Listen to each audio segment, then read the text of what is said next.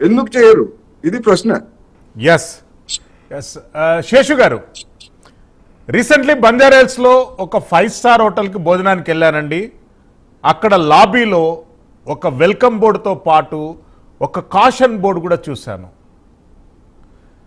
Gas సిలిండర్ల పైన, electric స్టవ్ల పైన వండితే ఆరోగ్యానికి ఎంత హాని ఉంటుంది, స్వదేశీ కట్టెల పొయ్యి పైన వండితే ఎంత శ్రేయస్కరం అనేటటువంటి అంశాన్ని వాళ్ళు హైలైట్ చేస్తూ ఒక బోర్డు పెట్టారు. నేను మేనేజర్ని పిలిచి అడిగాను, ఎందుకు పెట్టారంటారంటే గ్యాస్ ధరలు పెరిగాయి సార్, వాటి బర్డన్ మేము వీళ్ళ మీద పెట్టదలుచుకోలేదు, అందుకోసం సేంద్రియమైనటువంటి వంట పద్ధతులను మళ్ళీ అలవాటు చేయాలని చెప్పి మా దగ్గర కిచెన్లో కట్టెల పొయ్యి పైన వండుతున్నామని చెప్పి అంశాన్ని మెసేజ్ రూపంలో ఇచ్చారు. ఎట్లా తీసుకుంటారు మీరు వాళ్ళ మెసేజ్ను? శ్రీశైలం గారు, go back to the Vedas అంటున్నారా మీరు? కాదండి, వేదాలకు మళ్ళండి అనేది చెప్పినట్లు ఒకప్పుడు మనమే ఏం చెప్పాం, కట్టెల పొయ్యి మీద పెట్టి గొట్టం ఊదుతుంటే ఈ దేశంలో ఉన్నటువంటి మహిళలకి రకరకాలైనటువంటి ఇబ్బందులు వస్తున్నాయి, వాటన్నిటిని తప్పించడానికి మేము ఎల్పిజి గ్యాస్ ని ఎంకరేజ్ చేస్తున్నాము, కొత్త కొత్త పథకాలు తీసుకొస్తున్నాము, ప్రతి ఇంటికి ఒక గ్యాస్ స్టవ్ ఇస్తున్నాము, ప్రతి వాళ్ళు కట్టెల పొయ్యి నుండి మళ్ళీ పోవాలి, కట్టెలు పెట్టనే రాదు అని మనమే కదా చెప్పింది. ఇవాళ మళ్ళా మనం ఆరోగ్య సూత్రాలను మనకి ఏది వీలైతే దాన్ని అనుగుణంగా మార్చుకొని మనం మాటలు చెప్పటంలో ఉన్నటువంటి సౌలభ్యత దీంట్లో నాకు కనపడుతుంది. కట్టెలపై మీద వండుకోవటం శ్రేష్టము, ఆరోగ్యకరము అయితే మరి వాళ్ళ మనం ఎందుకు గ్యాస్ కి ఇన్ని లక్షల గ్యాస్ కనెక్షన్స్ ఇచ్చి గ్యాస్ ని ఎందుకు ఎంకరేజ్ చేసాం? గోబర్ గ్యాస్ దగ్గర నుంచి, ఎల్పిజి గ్యాస్ దగ్గర నుంచి ఈ గ్యాస్లన్నిటిని చేశామనే ప్రశ్నకు సమాధానం ఏమొస్తుంది? బట్ మనకు కన్వీనియంట్ గా లేనప్పుడు ఒక తీరుగా, కన్వీనియంట్ గా ఉన్నప్పుడు ఒక తీరుగా మనం డ్రా చేసుకుంటున్నాం సిద్ధాంతాలన్నీ.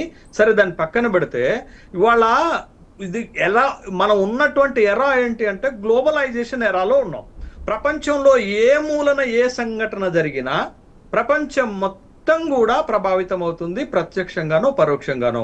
ఇవాళ అక్కడ జరుగుతున్నటువంటి యుద్ధం కూడా ప్రపంచం మొత్తం ప్రభావితం అవుతుంటే ప్రపంచంలో ఉన్నటువంటి ఈ సౌత్ ఏషియన్స్ ఇంకా ఎక్కువ ప్రభావితం అవుతున్నారు. ముఖ్యంగా భారత్ ప్రభావితం అవుతుంది. ఎందుకంటే మనం డిపెండెంట్ అయి ఉన్నాం, మన గల్ఫ్ కంట్రీస్ పైన అనేక రకాలుగా అనేక ఇంపోర్ట్స్ పైన డిపెండెంట్ అయి ఉన్నాం. కాబట్టి మనకి ఈ విధమైనటువంటి సమస్యలు వస్తున్నాయి.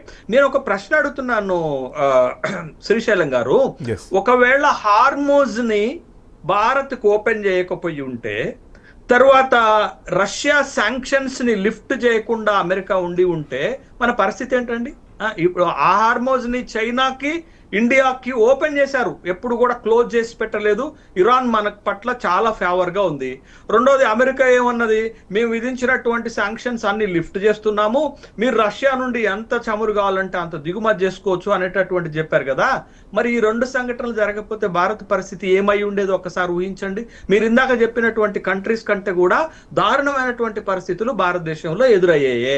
కాబట్టి చేతులు గాలిన తర్వాత ఆకులు పట్టుకున్న చందం కాకుండా మనం వీటన్నిటిని ముందు ప్రికాషన్ చేసి ఏమి రెగ్యులేషన్స్ తీసుకుంటే దేశంలో ఉన్నటువంటి వినియోగదారులను మనం ప్రొటెక్ట్ చేసుకోవచ్చు, ఈ ఇబ్బందులు రాకుండా చేసుకోవచ్చు అనేది గవర్నమెంట్ ఒక మెషినరీని, ఒక యంత్రాంగాన్ని డెవలప్ చేసుకోవాలా. మీరన్నట్టు శ్రీశైలం గారు ఒక మాట చెప్తాను, ఏం జరిగింది? 10 రూపాయలు ఉన్నటువంటి టీ 12 అయింది, కొన్ని చోట్ల 15 రూపాయలు అయింది. 30 రూపాయలు ఉన్నటువంటి ఒక సాధారణ టిఫిన్, రోడ్ సైడ్ టిఫిన్ 40 అయింది, 50 రూపాయలు అయింది. మరి how long it will be going on? ఎంత కాలము ఈ సమస్య ఇట్లా కొనసాగితే ఇంకా ఎంత ఎక్కువ ధరలు ఈ దేశంలో పెరుగుతాయి? ప్రభుత్వము దీన్ని నివారించడానికి వాళ్ళ దగ్గర ఉన్నటువంటి మెజర్స్ ఏంటి అని అంటే, ఏ వినియోగదారుడికి ప్రభుత్వాలపైన నమ్మకం లేదు, దీన్ని కంట్రోల్ చేస్తారని, రెగ్యులేట్ చేస్తారనేటటువంటి విషయం పైన నమ్మకం లేదు. ఆ నమ్మకం కల్పించేటటువంటి బాధ్యత ప్రభుత్వాలు తీసుకోవాల్సినటువంటి అవసరం ఉంది. ఇప్పటి వరకు కేవలం యుద్ధం ప్రారంభమైన తర్వాత మనం నమ్మించడానికి అనేక రకాలైనటువంటి మాటలు చెప్పారు, కానీ క్షేత్రస్థాయిలోకి వచ్చేసరికి వినియోగదారుడు ఎదుర్కొంటున్నటువంటి ఏ సమస్యకైనా పరిష్కారం దొరికిందా? ధరలు పెరగకుండా ఆగాయా?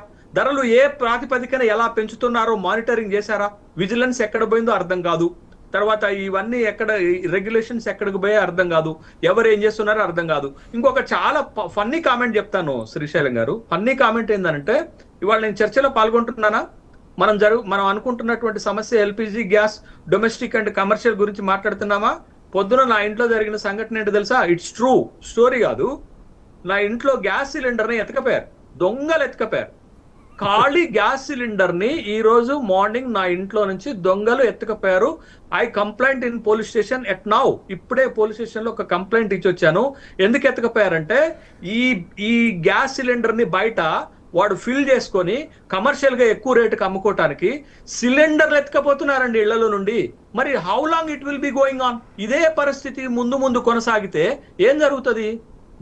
గృహ వినియోగదారులు ఏం కావాలా, డొమెస్టిక్ హౌస్ హోల్డ్స్ ఏం కావాలా అనేటటువంటి ప్రశ్నకు ఎవరు సమాధానం ఇస్తారు అనేటటువంటి ప్రశ్నే వాళ్ళు ఉత్పన్నమవుతుంది. కాబట్టి మనకి అన్ని రకాల ఫెసిలిటీస్ ఉండగా కూడా ఇంత రకమైనటువంటిది, రేపు పొద్దున మీకు పెట్రోల్ డీజిల్ రేట్లు కూడా పెరిగితే టోటల్ ఇండియాలో ఉన్నటువంటి రవాణా వ్యవస్థ మొత్తం స్తంభిస్తుంది. రవాణా వ్యవస్థ పైన ప్రభావం పడితే అంటే వాటి ధరలు కూడా పెరుగుతాయని చెప్పి ఇండైరెక్ట్ గా కేంద్ర ప్రభుత్వం సూచించిందండి. ఎస్, దేశంలో ఇన్ఫ్లేషన్ రేటు ఎంత మౌంటైన్ స్థాయిలో పెరుగుతుందో ఆ స్థాయిలో పెరుగుతుంది. ఇవాళ యుద్ధం ప్రారంభమైన తర్వాత అమెరికాలో ఉన్నటువంటి మేజర్ ప్రాబ్లం ఏంటది? 3.8% అక్కడ ఇన్ఫ్లేషన్ రేట్ పెరిగిందనే కదా మనం మాట్లాడుతున్నాం. Same at the same time మీరు equivalent to it's more than America, India also affected through by all these the problems. మీరు gas and petroleum products link అయిన ప్రతిదీ కూడా మేజర్ గా 70% of Indian people too muchly affected. ఎందుకంటున్నానంటే 40% middle class, 30% poor people affected. But remaining the 30% above middle class and affluent section effect అయినా వాళ్ళకి ప్రభావం ఉండదు. కానీ 70% people are two muchly affected. ఖచ్చితంగా పెద్ద ఎత్తున ప్రభావితం అవుతుంది. వాళ్ళ పక్షాన ప్రభుత్వం ఏం మెజర్స్ తీసుకుంటుంది అనేది భరోసా ఇవ్వాల్సినటువంటి బాధ్యత ప్రభుత్వం పైన ఉండదు. ఎస్ శేషు గారు మళ్ళీ వస్తారు. రాధా గారు, అంతర్జాతీయ